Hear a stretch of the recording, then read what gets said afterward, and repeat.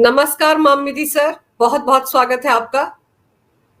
अंजू जी नमस्ते। आपको, आपके दर्शकों को, सबको मेरा प्रणाम, नमस्कार। जय श्री राम, हर हर महादेव, जय श्री कृष्ण। जय श्री कृष्ण। सर, हमारे विदेश मंत्री ने जिस तरीके से ये स्टेटमेंट दिया है कि पाकिस्तान के साथ बातचीत का दौर खत्म हो चुका है, अब सिर्फ एक्शन का वक्त आ गया है, तो यानी कि सीधे सीधे पाकिस्तान को एक बार फिर से करारा झटका लगा है, क्योंकि पाकिस्तान ने तो अभी 2 दिन पहले न्योता दिया था कि एससीओ समिट होने जा रहा है। पीएम मोदी को न्योता दिया था।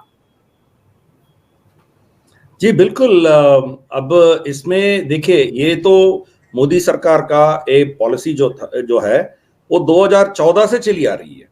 जब से जो पठानकोट का वाकया हुआ, तब से धीरे धीरे से ये जो पॉलिसी अब भारत और पाकिस्तान दोनों के बीच में चल रहा है वो तब से है। और स्पेशली आफ्टर जो बालाकोट में जो हमने अटैक करके आया है, उसके बाद बिल्कुल ही बंद कर दिया हमने उससे बात करना। ये इनका पॉलिसी बहुत मतलब सालों से थी, कोई 8-9 साल से यही पॉलिसी थी इनका। अब देखिए, इलेक्शन से पहले मोदी जी को बहुत से चैनल से इंटरव्यू किया था। उनमें से एक चैनल में उनका एक प्रश्न था कि पाकिस्तान के साथ आपका क्या रवैया होगा। मोदी जी ने साफ बोला है, उनको 2 वक्त की रोटी मिले यही बस है, हम उनसे कोई लेना देना नहीं है। तो मतलब साफ साफ लफ्जों में बोल दिया कि उनसे हम कोई वार्तालाप नहीं करेंगे। तो अब एससीओ समिट की न्योता जो मिला है उसका भी जवाब मिल गया होगा। तो जब जयशंकर जी ने कहा है कि हमारी पॉलिसी ये है, एक तो पाकिस्तान को एक मैसेज भेजना था, दूसरा कश्मीर में जब इलेक्शंस होने जा रहे हैं तो वहां की लोकल पार्टीज जैसे एनसी हो या पीडीपी हो, स्पेशली महबूबा मुफ्ती, उनका एक बयान आया था कि हम पाकिस्तान से डिस्कशंस फिर ये सब शुरू करना है। तो उनको भी एक मैसेज है कि भाई ये भारत का रणनीति है, ये हमारी सोच है, इससे हम हटने वाला नहीं है, तो आप चुप रहिए। बिल्कुल मतलब हमारी जो स्टैंड है उस साफ साफ लफ्जों में क्लियर कर दिया जयशंकर जी ने। और अब देखिए, पाकिस्तान को ना अभी भारत से कोई वार्तालाप शुरू होगा या मोदी जी वहां जाएंगे, इंटरनेशनली उसको बूस्ट मिलेगा। अब आईएमएफ ने उसका $9 बिलियन का जो नेक्स्ट किस्त उनको आना था, जो नेक्स्ट ट्रांच ऑफ लोन, वो बंद हो गया। और चाइना ने उसको रोल ओवर करने से बंद कर दिया। उनका चाइना का जो लोन्स है ना, वो भी रोल ओवर करने से वो मना कर दिया। सेम विद सऊदी और यूएई। अब प्राइवेट बैंक से कुछ पैसे उठाने का कोशिश कर रहा है पाकिस्तान, तो उसका हालत बहुत ही खराब है। जब भारत उनको थोड़ा लीवे देगा, मतलब मोदी जी उसके बारे में या कोई पाकिस्तान के बारे में जो कुछ भी पॉजिटिव बोलेंगे, ऑटोमेटिकली उनकी छवि बढ़ेगी, उनका थोड़ा थोड़ा थोड़ा कुछ ना कुछ उनका भला होगा। तो वो कंसेशन हम देने के लिए तैयार नहीं है। तो हमारी जो पॉलिसी है साफ है। और जयशंकर जी ने उसी के बारे में वो प्राइवेट एक मीटिंग में दिल्ली में वो कहा था। और तो और ये कहा था कि हम पैसिव नहीं है, ऐसा नहीं है कि हम चुप बैठे हैं।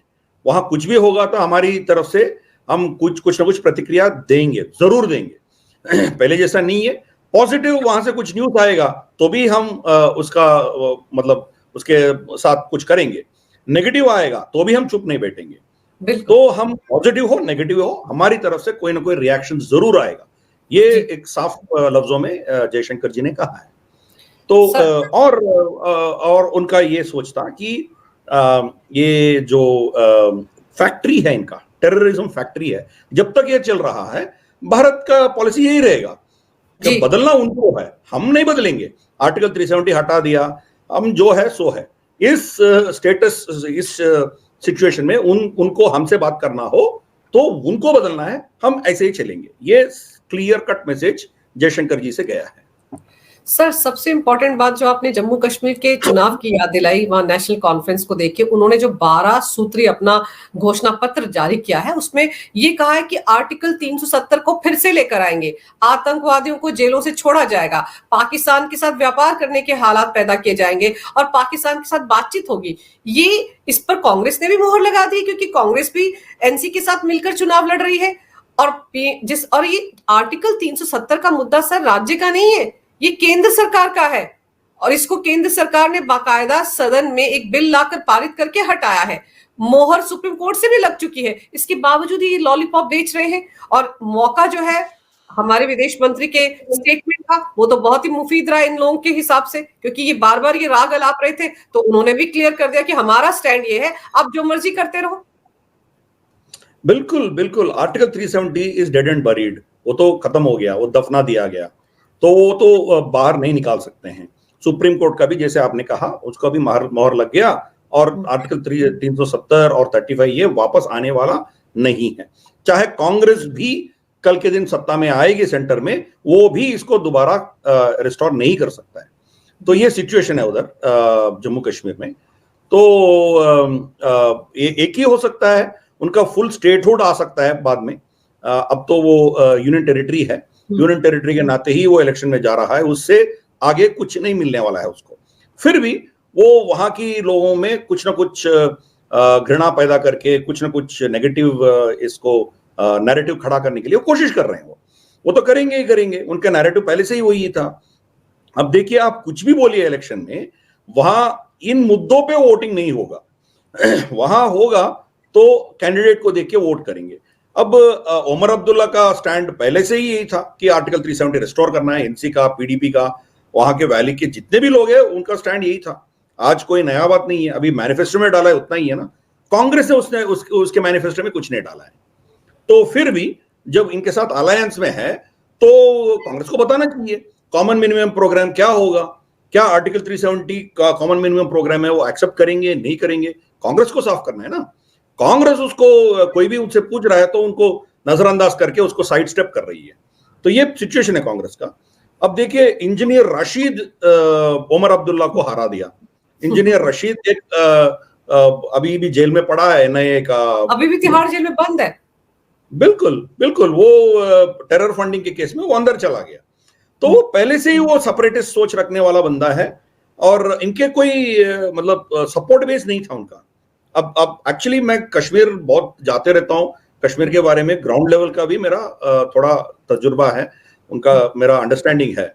अब इंजीनियर रशीद पहले जब सरकार इनके क्या कहते हैं उसको, दो पाकिस्तान से विस्थापित लोग थे, उनका आईडी कार्ड बनवाया था। बस आईडी कार्ड, उनको कोई कुछ नहीं दे रहे थे, बस उनको आइडेंटिफाई करने के लिए आईडी कार्ड का एक प्रपोजल आया, सरकार ने उसको इंप्लीमेंट किया। तब इंजीनियर राशिद ने आके धरना दे दिया, और धरने के वीडियोस जो है सुबह से शाम तक पूरे नेशनल टीवी चैनल सब चलाया उसको। इसमें हमारी पास जो इंफॉर्मेशन आया है वो पीछे से कोई फोटो लेके हमें भेजा है। उनके पीछे जो है 10 लोग थे, बस 10 लोग। कैमरा ये 10 लोग को दिखा के बहुत बड़ा एक इनके पीछे क्राउड खड़ा है, ऐसा उनको प्रोजेक्ट करने का कोशिश हुआ है उस समय में। इनका कोई बेस नहीं है, फिर भी वो उमर अब्दुल्ला को हरा के वो जीत गया।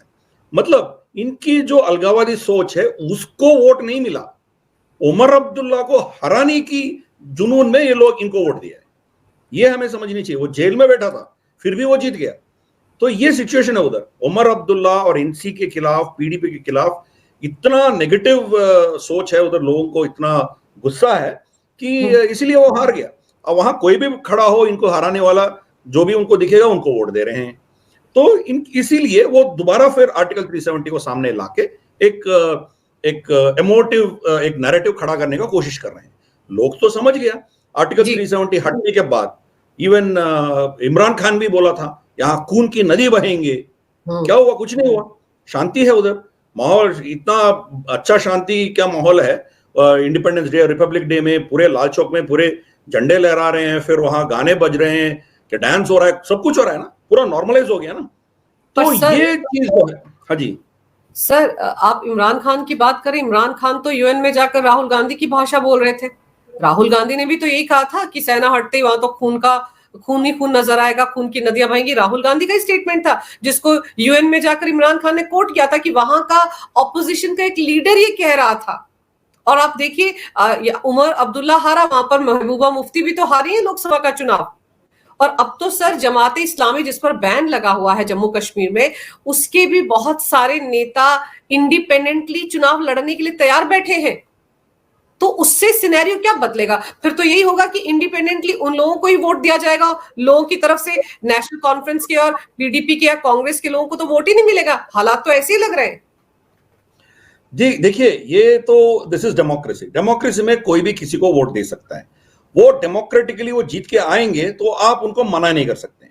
जैसे पहले मतलब 3-4 दशकों पहले हुआ था, जो सलाउद्दीन ओवैसी को ये लोग हराए थे, जो जीतने वाला था उनको रिगिंग करके उसको हराया था, एनसी का जो फारूक अब्दुल्ला का पार्टी। उसके बाद क्या हुआ हम जानते हैं, वो जाके उधर पाकिस्तान चला गया और तंजीमें खड़ा कर दिया, पूरा एक टेररिस्ट ऑर्गेनाइजेशन, पूरा सिस्टम चल गया उसका। तो इसीलिए भारत सरकार जो है, कोई भी चुन के आएगा उसको रोकेगी नहीं। इंजीनियर रशीद को नहीं रोका है, अमृतपाल सिंह को नहीं रोका है, और बैंड सिंह का बेटे को नहीं रोका है। मतलब लोग किसी को भी चुन के वहां इसमें असेंबली में भेज सकते हैं लोग। तो वो डेमोक्रेसी है। मगर इनके खिलाफ केसेस जो चल रहे हैं, उसका नतीजा आएगा, उसका कोई भी जजमेंट आएगा, ऑटोमेटिकली ये लोग डिस्क्वालीफाई हो जाएंगे। तो ये सिचुएशन है। हमारी डेमोक्रेसी है, इसको रेस्पेक्ट करना चाहिए। अभी पार्लियामेंट में भी कितने रेपिस्ट और मर्डरर्स, ये सब लुटेरे हैं, सब बैठे हैं ना, भारत के पार्लियामेंट में भी बैठे हैं ना। तो हमारी लॉ जो है उसको रेस्पेक्ट करना पड़ेगा। इसीलिए ये लोग चुन के आएंगे तो जीतेंगे, तो उनको हम एक्सेप्ट करना है, लोगों का राय है वो। दूसरा, जमाते इस्लामी को समझ में आ गया कि वो अलगाववादी सोच रख के आगे जाएंगे तो उनको कोई ग्राउंड लेवल पे उनको कोई सपोर्ट नहीं मिल रहा था। तो ऑटोमेटिकली वो डेमोक्रेटिक स्ट्रीम में आना चाह रही थी, तो बहुत दिन से कोशिश कर रही थी। तो भारत सरकार ने इनके जो मैनिफेस्टो हो, या इनके जो पिछले 10, 20, 25 साल से इनके जो क्रिया हो, ये सब देख के उनको बैन हटाया नहीं। तो एज अ पार्टी वो कंटेस्ट नहीं कर सकते, बट एज एन इंडिविजुअल वो कंटेस्ट करेगा, तो वो मना नहीं कर सकते हम। कल के दिन वो आके वहां बैठेंगे तो भी क्या वो आर्टिकल 370 रेस्टोर कर पाएंगे? क्या वहां के हिंदुओं को वो कोई लॉ पास करके वहां से धक्का मार देंगे जो बचे हैं उधर? कुछ नहीं कर सकते ना। असली सत्ता तो एलजी के पास है, असली सत्ता तो केंद्र सरकार के पास है। तो इसीलिए ये चुनाव तो हो रहे हैं, मगर अभी भी इनके एक्चुअल पावर जो है सेंट्रल गवर्नमेंट के पास ही है। पुलिस इनके पास है, इंटेलिजेंस इनके पास है। तो इनके फंडिंग जो है सेंटर से आती है, क्योंकि ये यूनियन टेरिटरी है। तो फंडिंग को भी रोक के किसको कहां भेजना है, ये भी कंट्रोल सरकार के पास रहेगा, केंद्र सरकार के पास रहेगा। पहले ऐसा होता था, आर्टिकल 370 के चलते हुए आप वहां पैसे बेचते हो तो पैसा किधर गया आप पूछने का आपके पास अधिकार नहीं था, क्योंकि आर्टिकल 370 थी। तो अपना वो जहां पैसे डाला है क्या किधर गया किसी को पूछने का हक नहीं था। अब ऐसा नहीं है। आपका ईडी, सीबीआई, आपका जो भी enforcement directorate, income tax department, GST, सब वहां पहुंच गया। तो अब ये लोग आएंगे तो भी हर चीज जो है सरकार, केंद्र सरकार के पास ही है। तो ये बकवास जो भी इलेक्शनियरिंग में, ये कैंपेन में बोले, उससे कोई फर्क नहीं पड़ेगा। बहुत से लोग ऐसे करते हैं ना, हम मुसलमानों को 15% रिजर्वेशन दे देते हैं। आके तो देखिए क्या होगा। कर्नाटक में बोला है ना, लिंगायत को हमने अलग मजहब के दर्जा दे देंगे, दे पाए क्या? तो ये प्रॉब्लम है। ये कोई भी प्रॉमिस करे, अल्टीमेटली जो भारत सरकार के पास इनका पूरा कंट्रोल है। इसीलिए ये रिस्क वो लेके आगे इलेक्शन में गए हैं लोग। हाँ, एक ही डर था कि जम्मू में थोड़ा अटैक्स बढ़ गया था, उसको काबू में ले लिया। अभी कोई अटैक्स नहीं हो रहे हैं। असम राइफल्स का एक बटालियन वहां भेज दिया और अपर रीचेस में जाके ये लोग लड़ रहे हैं, उनको नीचे नहीं आने दे रहे, पूरा घेर लिया। कुपवाड़ा, कश्मीर में तो कुपवाड़ा और थोड़े साउथ कश्मीर में थोड़ा 2-3 घटनाएं हुई, बाकी सब जम्मू प्रांत में हुआ है। तो सरकार ने इसका भी कंट्रोल ले लिया।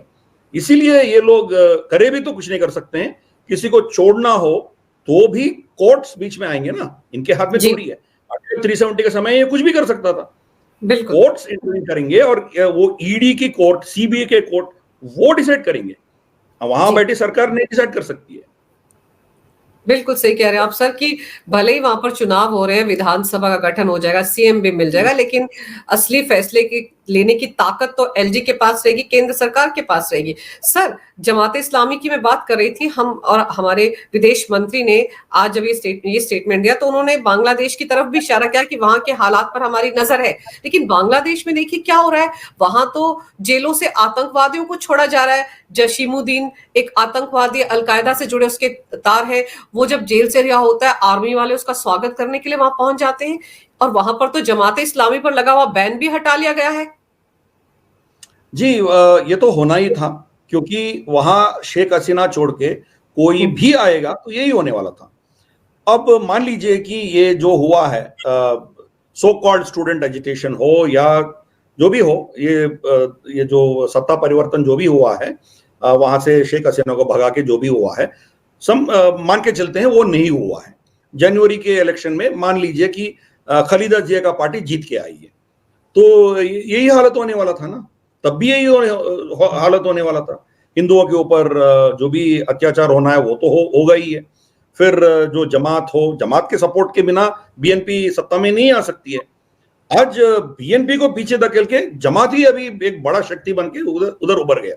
तो इसीलिए डेमोक्रेटिकली भी इलेक्शन में कोई अवामी लीग के अलावा कोई और जीत के आएगा तो यही होने वाला था। इसलिए हम जानते हैं कि इसमें क्या रिस्क है, तो इसलिए हम we are watching the situation. यही तो जयशंकर जी ने बोला है, हम इंटरवीन करना है तो हम करेंगे, मगर फिलहाल सिचुएशन वहां अभी इतना फ्लूइड है, हम कुछ नहीं बोल सकते हैं। अब इसके पीछे किसका हाथ है ये भी आज तक तय नहीं हुआ, अमेरिका है या चाइना है, दोनों में कोई भी हो। इसके एक्चुअल ग्राउंड लेवल पे काम करने वाला आईएसआई, पाकिस्तान का आईएसआई ही किया है, तो ऑब्वियसली आईएसआई का एजेंडा ही आगे चलेगा। इसलिए पाकिस्तान से भी बड़े पैमाने पे, बड़े मात्रा में ये लोग हथियार खरीद रहे हैं, चाहे वो आरडीएक्स हो, बुलेट्स हो, बहुत सी चीज पाकिस्तान से खरीद रहे हैं ये लोग। अरे पाकिस्तान खुद टोकरी लेके वो पूरा घर घर भटक रहा है, हर देश से वो भीख मांग रहा है, तो वो आपको क्या देगा? वो देगा तो अपना जो पुराने फालतू पड़ी जो चीज है, जो काम किसी काम का नहीं है, वो आपको देंगे, क्योंकि जो उनके पास ही भारत से लड़ने का शक्ति नहीं है। खुद खम्मर जावेद बाजवा ने बोला है, भारत से लड़ना हो तो हमारे जीप में तेल डालने के लिए हमारे पास पैसे नहीं है, तो ये क्या लड़ेंगे और पाकिस्तान बांग्लादेश को क्या हथियार देंगे? फिर भी ये सब एक नैरेटिव बिल्डअप करने के लिए भारत के खिलाफ, देखो हमारे पास ऑप्शंस है, हम ये कर सकते हैं, मतलब ये एक नैरेटिव वॉर चल रहा है। वी आर वॉचिंग, देखते हैं आगे क्या करेंगे। हमारी रेड लाइन क्रॉस करके कुछ करेंगे तो हम भी उनको उसी मात्रा में जवाब देने का शक्ति हमारे पास है, वो करेंगे, जरूर करेंगे। पर सर आप ये देखिए, खबरें आ रही हैं कि 40 टन आरडीएक्स भी ट्रकों में भरकर 3 खेप के जरिए पाकिस्तान बांग्लादेश भेज रहा है। आतंकवादियों को छोड़ा जा रहा है, 500 कैदी भाग गए हैं वहां की एक जेल से, और वो सारे वो लोग हैं सर जिनको कि शेख हसीना ने जेल के अंदर रखा था। शेख हसीना ने भारत को देखते हुए ही तो बैन लगाया था जमाते इस्लामी पर, और वो सब अब बाहर आ रहे हैं। और जमाते इस्लामी तो शरिया ही लागू करना चाहता है बांग्लादेश में सर, और जमाते इस्लामी तो पाकिस्तान का सपोर्टर है, आईएसआई का पूरा समर्थन उसको मिलता है। अगर ये आरडीएक्स आ रहा है, आतंकवादी रिहा हो रहे हैं सर, अलकायदा से ताल्लुक रखने वाले आतंकवादी बाहर आ रहे हैं, तो भारत के लिए तो इस बॉर्डर पर भी, जो बांग्लादेश से लगता भारत का बॉर्डर है, वो भी बहुत ज्यादा वोल्टाइल हो जाएगा, बहुत सेंसिटिव हो जाएगा। बिल्कुल होगा, और यहाँ उन लोगों को समर्थन देने के लिए, उनको वेलकम करने के लिए एक चीफ मिनिस्टर बैठी है वेस्ट बंगाल में। वो खुद कह रही थी कि बांग्लादेश से कोई भी इधर आना चाहता है तो वेलकम, हम उनको एक्सेप्ट करेंगे। तो उसके साथ आरडीएक्स भी आएगा, और यहाँ तो फिर आतंक मचेगा ही मचेगा देश में, इसमें कोई दौरा ही नहीं है। ये तो हमारे लिए बहुत खतरा है, let us be very clear, उसमें कोई कंफ्यूजन नहीं है। चाहे वो इधर हो या कोई नॉर्थ ईस्ट एरियाज में हो, और तो और इनका प्लान अभी बहुत से सोशल मीडिया में ये भी चल रहा है कि ये चिकन स्नेक को काटना चाहते हैं। जो हमारी जो सिलीगुड़ी कॉरिडोर है, जो छोटा 25-30 किलोमीटर का जो कॉरिडोर है, उसको काटना चाहते हैं। उसको काट दिया तो पूरा ईशान्य हमसे छीना जाएगा, वो चला जाएगा, चाइना आराम से आके वहां बैठ सकती है। तो इनके षड्यंत्र है, ये सोच रहे हैं, ऐसे ही सोच रहे हैं ना ये लोग। तो ये मतलब पाकिस्तान इसमें फ्रंट एंड में है, वो इनको आरडीएक्स भेज रही है, मगर पाकिस्तान को खुद ये सब पैसे, हथियार देने वाले चाइना है। चाइना उनको पीछे से उनको दे रही है और उससे लेके इधर आ रहा है। अब अमेरिका भी पाकिस्तान को इस्तेमाल करती है, इसमें हमारी हिस्ट्री तो बताती है कि पाकिस्तान जो है, अमेरिका भी एक कठपुतली है, मगर इस बार अमेरिका ने स्क्रू टाइट किया, ऐसा हमें लग रहा है, क्योंकि आईएमएफ का जो $9 बिलियन का जो इनको चाहिए था उसको बंद कर दिया। नॉर्मली क्या है, ये उनका कैरेट है, इनको देंगे फिर डंडा मारेंगे, उनका जो है वो करवा देंगे। मुझे लग रहा है कि अमेरिका ने पाकिस्तान से नाराज है, अब ये जो बलूची अटैक्स हुए हैं हाल ही में हम्म, 26 अगस्त को, वो तो अकबर खान बुख्ती का जो 18वीं सालगिरह है उस दिन अटैक हुआ है, सिंबॉलिक है। मगर बड़े पैमाने पे नॉर्थ बलूचिस्तान से लेकर साउथ बलूचिस्तान तक लगभग 130 के ऊपर उनके सैनिकों को मार दिया है, और फिर 50 पंजाबी जो लेबर है उनको मार दिए हैं लोग। तो बड़े पैमाने पे हुआ है। ये सिर्फ बीएलए खुद कर सकती है ऐसा भी डाउट है। इनके पीछे कोई ना कोई समर्थन किया होगा। ऑफ कोर्स पाकिस्तान भारत के नाम लेता है, बट भारत ने नहीं किया है, हमें पक्का पता है। फिर कौन किया होगा? तो ईरान नहीं करती है, ईरान ऑलरेडी बिजी है इजराइल के जंग में, तो अफगानिस्तान का इतना औकात है ही नहीं है।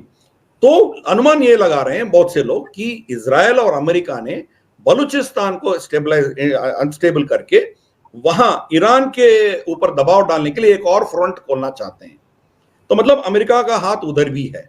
तो जब अमेरिका का हाथ बलूचिस्तान में है, बांग्लादेश में है, अब इंडोनेशिया में भी वहां एक कलर रेवोल्यूशन की साजिश चल रही है, भारत में हाई ही है।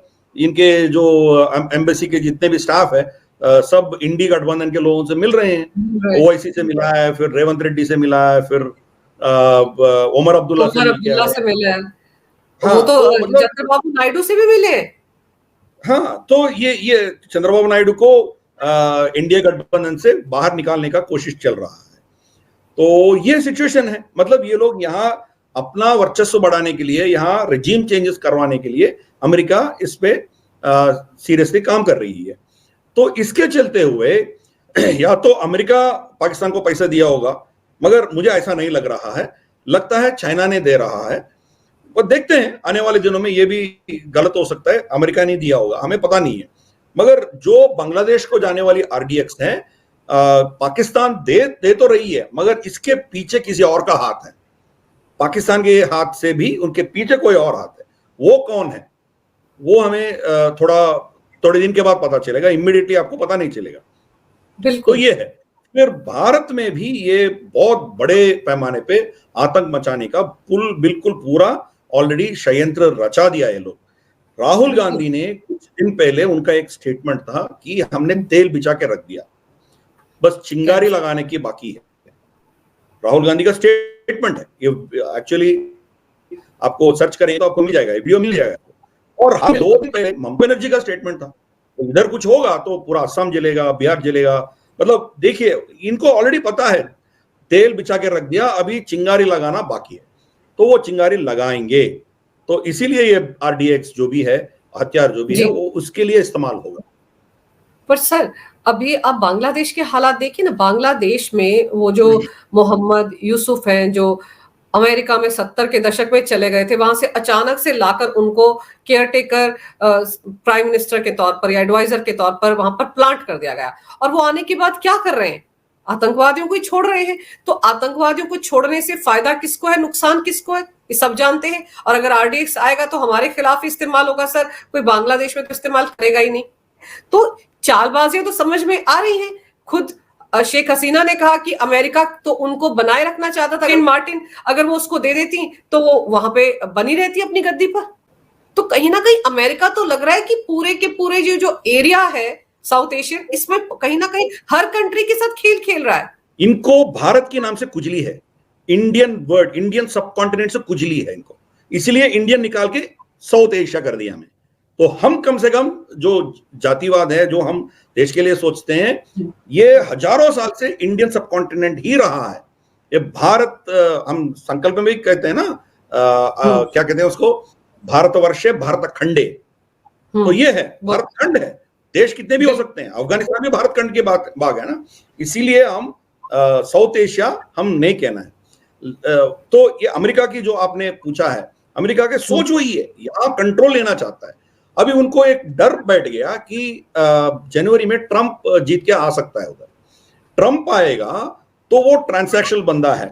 इनके deep state, American deep state का जो सोच है, उनका जो प्लान है, प्रोग्राम है, उसको शायद डीरेल करेगा, उसको पटरी से निकालेगा। इस डर से वो ऑलरेडी हर देश में ये चीज चालू कर दिया है लोग। नहीं तो इतने खुल्लम ये लोग, अमेरिकन एम्बेसी के लोग सरकार के खिलाफ जितने भी पॉलिटिकल लीडर्स हैं उनसे जाके क्यों मिल रहे हैं, और वो भी कैमरा के सामने मिल रहे हैं। मतलब इसको कोई शर्म नहीं है, आराम से कर रहे हैं। बांग्लादेश में ऑलरेडी कर चुके हैं लोग। बांग्लादेश में जाके वो अफरीन अख्तर वो आई थी, फिर डोनाल्ड लू, बहुत से लोग उनके ऊपर दबाव डाले था ना। और शेख हसीना 2-3 महीने पहले वो उनका बयान भी था कि एक व्हाइट अमेरिकन ने आके मुझे धमकी दिया है।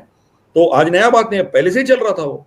तो ये लोग सडनली एक्टिवेट हो गए क्योंकि उनका डीप स्टेट जो ओबामा 3.0 वर्षन अभी मान के चलना है, क्योंकि ये जो बाइडेन का सरकार नहीं है, ये ओबामा का सरकार चल रहा है 3.0 वर्षन। तो ओबामा भी एक कठपुतली है, उनके पीछे बहुत शक्तियां हैं, वो चला रहे हैं ये। तो इसके चलते हुए इधर रेजिम चेंजेस, फिर उनका कंट्रोल लेने में वो बहुत कोशिश कर रहे हैं। भारत में कुछ हद तक ये कामयाब भी हुआ है। बीजेपी को 300 जो मेजॉरिटी है 280 उससे नीचे लाने का इनका कुछ ना कुछ सक्सेस है। फिर भी मोदी जी बैठे हैं उधर, अब इंडिया बैठा है, तो इनके लिए वो खतरा है। इसीलिए वो आने वाले साल 2 साल के अंदर अंदर, क्यों महीने के अंदर, मतलब डोनाल्ड ट्रंप आने से पहले यहां आग लगाएंगे, पूरे देश को जलाएंगे ये। इसीलिए आरडीएक्स एक चीज है, पॉलिटिकली चलाएंगे और कास्ट इक्वेशंस पे चलाएंगे। अब देखिए राहुल गांधी कह रहा है मिस इंडिया में कोई ओबीसी एससी एसटी नहीं है। मतलब किस चीज को छोड़ा है? हमारी सेना को नहीं छोड़ा है, हमारी सरकार को नहीं छोड़ा है, हमारी जुडिशरी को नहीं छोड़ेंगे, किसी को नहीं छोड़ेंगे ये लोग। मगर खुद का जात बताने के लिए वो सेक्युलर बन जाते हैं। और जो भी है वो जनेऊधारी ब्राह्मण कैसा बना मुझे समझ में नहीं आता है। उसका पिता हो या दादा हो, दोनों नॉन हिंदू थे। उनका पिता तो क्रिश्चियन था और उसका दादा जो था वो मुस्लिम था, फिरोज खान। फिर भी जनेऊधारी ब्राह्मण कैसा बन गया मुझे समझ में नहीं आ रहा है। जो भी है, ये जो है वो जो कास्ट फॉर्मूला जो है वो उसी के ऊपर राहुल गांधी मारते जाएंगे। तो इसीलिए यहां बहुत से आग लगेंगे आने वाले महीनों में। कहां लगेंगे आप समझ भी नहीं सकते हो, ऐसे प्लान चल रहा है। सर आप ये देखिए ना, मार्क जकरबर्ग ने भी तो कहा है कि मैं डीप स्टेट से जुड़ा रहा हूं। उसका लेटेस्ट स्टेटमेंट, उसने कहा मेरी जैसी बहुत सी टेक कंपनीज है जो डीप स्टेट का हिस्सा है, और वो भी एजेंडा चला रहा था फेसबुक और मेटा पर। बिल्कुल सही। और इनको शर्म भी नहीं है, ओपनली कह रहा है कि बाइडेन एडमिनिस्ट्रेशन ने हमारे ऊपर ये सब दबाव डाला है, हमने उसका काम किया है। और एलोन मस्क पूछ रहा है ये जेल के पीछे क्यों नहीं है? क्योंकि इंस्टाग्राम में बच्चों के साथ शोषण जो होता है उस पर ये कोई कंट्रोल नहीं किया है। बच्चे उससे बहुत लोग अफेक्टेड है, और इसके बारे में बस उसी चीज के चलते हुए इसको अरेस्ट करना चाहिए था। ये क्यों जिंदा घूम रहा है, खुले घूम रहा है बाहर। अब वो बेचारा उसको जो टेलीग्राम के सीईओ है उसको फ्रांस में अरेस्ट कर दिया।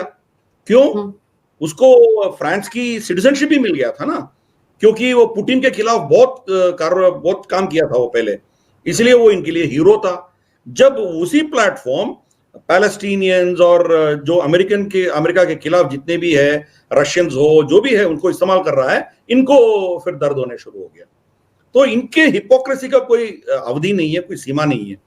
तो चाहे वो पहले जो जैक डॉर्सी था ट्विटर का, या मार्क जकरबर्ग ले लीजिए, या आप माइक्रोसॉफ्ट की जो बिल गेट्स हो या जो भी हो, दे आर ऑल कंप्लीटली क्या कहते हैं उसको, एक डीप स्टेट का असेट्स हैं। पीछे से सरकार को जो चाहिए वो दे देते हैं, अपने आप क्वाइटली जो इनके खिलाफ है उनका ब्लॉक कर देते हैं या उनका रीच कम कर देते हैं। यूट्यूब में देखिए जितने वीडियोस को ये लोग ब्लॉक कर दिया, इनके खिलाफ जो भी बोलेंगे उसको ब्लॉक कर देंगे।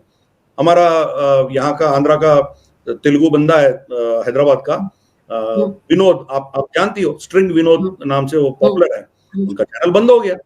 क्यों? सीधा इनको चुनौती दिया ना। वो गलत क्या बोला है, वे तथ्यों के साथ मतलब एविडेंस के साथ वो पूरा इन लोगों का एजेंडा एक्सपोज किया ना, उसको निकाल दिया।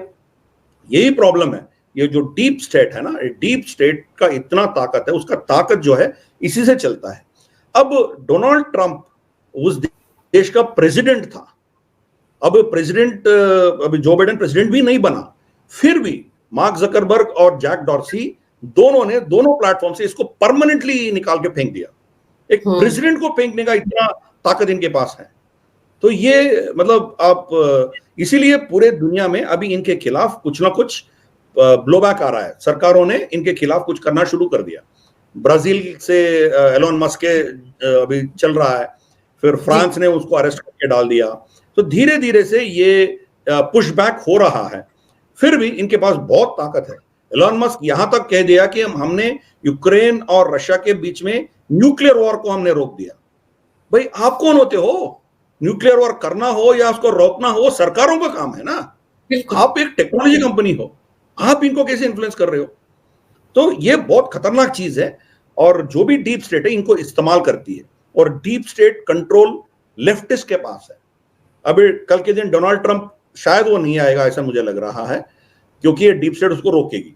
मान लीजिए कि वो प्रेसिडेंट बन के भी आएंगे तो उसको कुछ भी काम करने नहीं देंगे लोग, तो पूरे इनके डीप स्टेट काम चलाएंगे। तो this is a dangerous situation. इसलिए इनके लिए भारत चाहिए अमेरिका को, मगर उनके बात सुनने वाली एक कठपुतली चाहिए। यहां आप इंडिपेंडेंट सोच रखने वाली भारत उनको बिल्कुल नहीं चाहिए। तभी तो सर इतना जोर लगाया हुआ था वो फेक नैरेटिव्स का, जो पूरा का पूरा प्रोपेगेंडा था, वो भी तो डीप स्टेट का हिस्सा था, और उससे काफी हद तक नुकसान हुआ। तभी तो 99 सीटें कांग्रेस को आई, लेकिन फिर भी यहाँ पर वो कामयाब नहीं हो पाए। मोदी सरकार आई और एनडीए 293 सीटों के साथ आया, ठीक है 240-41 पर बीजेपी रुक गई, लेकिन फिर भी मोदी पीएम बन गए। ये भी इनसे हजम नहीं हो रहा है, और इसीलिए बांग्लादेश के जरिए या पाकिस्तान के थ्रू इस तरह का ड्रामा कर रहे हैं, इस तरह की नौटंकी कर रहे हैं, ताकि भारत में फिर से आग लगाई जा सके अलग अलग मुद्दों के जरिए। लेकिन भारत को बहुत ज्यादा सतर्क रहने की जरूरत है, और हमारे विदेश मंत्री जिस तरह का भरोसा दिया है कि हमारी नजर सब पर है, वो अपने आप में बहुत कुछ कह रहा है। सर, आपने समय निकाला इस महत्वपूर्ण विषय पर विस्तार से मेरे दर्शकों को तमाम जानकारी दी। आपका बहुत बहुत धन्यवाद। नमस्कार। भारत माता की जय हो। वंदे मातरम और जय श्री राम। नमस्ते अंजू जी, नमस्ते।